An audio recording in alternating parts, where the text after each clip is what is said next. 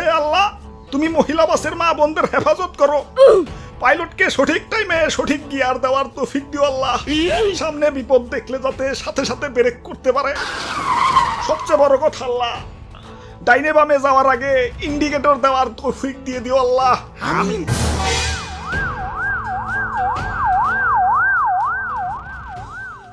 সকিনা, ও সকিনা, সাবধানে যাইও, নাই মাই জায়গা মতো খারিয়া থাকো। আমি দেখি অন্য বাসে আইতাছি। হালার কি দিনকাল পড়লো, বউয়ের সাথে একসাথে জার্নি করবো, তা বাসের কন্ট্রাক্টর আপায় আমারে নিলই না।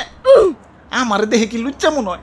আরে আমার সাথে তো বউ আছে, লুচ্চামি করার আগে বউই তো আমারে পিটিয়া মাইরা ফেলাইবো। তোমাকে তো উল্টা আমার আরো বাঁচান লাগবো না, আমারে নিবা না, চিনলা না আমারে। যাই তাড়াতাড়ি অন্য বাসে যাই গে, দেরি করলে আবার বউরে হারিয়ে ফেলাম। হে আসেন ভাই আসেন, তাড়াতাড়ি উঠেন, দেরি করেন না, দেরি করেন না। আরে কিসের আসেন আসেন, কই যামু জিগাইবা না? আমরা তো জিগিয়ে জিগিয়ে যাত্রী উঠাই না, আমরা তো হে বাস না, আমরা হইলাম ট্রেনের পিছনের বগি।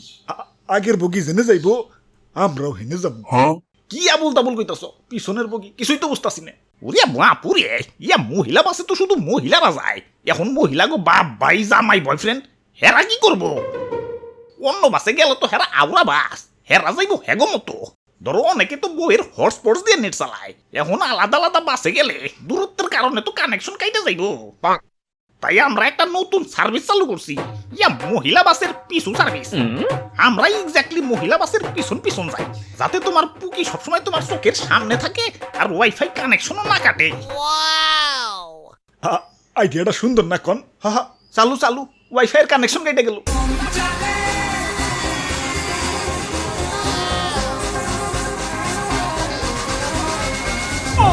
সবাই মোনাজাত ধরো।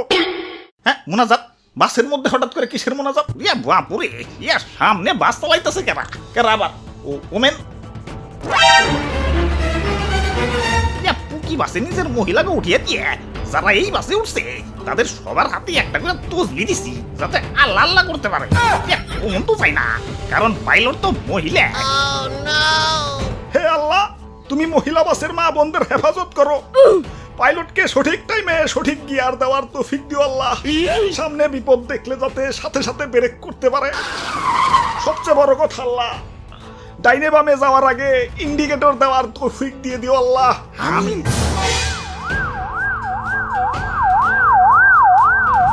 আরে আরে অ্যাম্বুলেন্স, কোনো দুর্ঘটনা ঘটছে নাকি?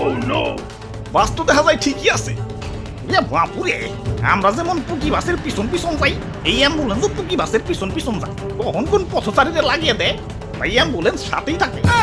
কারণ কখন তো যায় না, পাইলট তো মহিলা। কাম সার ছেড়ে এমনি বাড়ির মহিলা নিয়ে টেনশনে থাকা লাগে, একা একা চলাফেরা করলে না জানি কি হয়ে যায়। এখন এমন বাস চালু হয়েছে, টেনশন তো ডাবল হয়ে গেল। হবাই কখন তো যায় না, পাইলট তো মহিলা। ওই তোমার তো ডাবল হইছে, আমার তো 8 গুণ হইছে। 8 গুণ কেন? তোমার তো এক বউতে টেনশন ডাবল, আমার তো 4 বউ ওই বাসের মধ্যে। টেনশন 4 দুগুণে কত? তবে একদিকে ভালো হয়েছে, পথচারীরা একটু সব বইছে। আগে তো জেনে হেন থেকে রাস্তা পার হইতো, ওভার ব্রিজে ওঠা তো দূরের কথা, জেব্রা ক্রসিং এ মানতো না। এখন রাস্তায় পুকি বাস নামছে আর সব সোজা, যত্রতত্র রাস্তা পারাপার তো দূরের কথা। রেড সিগন্যালের পরও জেব্রা ক্রসিং দিয়ে পার হওয়ার আগে ডাইনে বামে কমসে কম 150 বার তাকা যে কোথাও কোনো পুকি বাস আছে নাকি। কোন তো যায় না, পাইলট তো মহিলা। ওই ড্রাইভার সাহেব, বাসটা একটু মহিলা বাসের পাশাপাশি নেন না, আমার বউগিলার একটু দেখতে মন চাচ্ছে।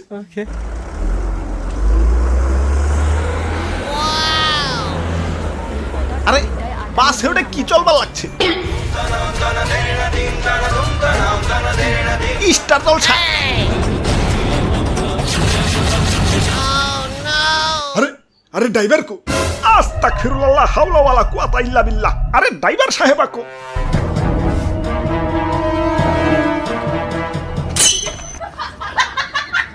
আরে ডিস্টার্ব করো না, দেখো না আমার পছন্দের সিরিয়াল চালু হয়েছে।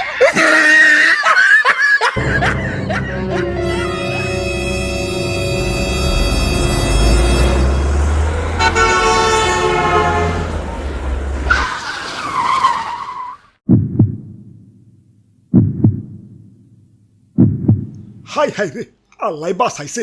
হবাই কোম্পানি আমারে অটো ব্রেক সিস্টেম চালু করে দিছে, কারণ গাড়ির কোম্পানিও বসছে। কোন তো যায় না, পাইলট তো মহিলা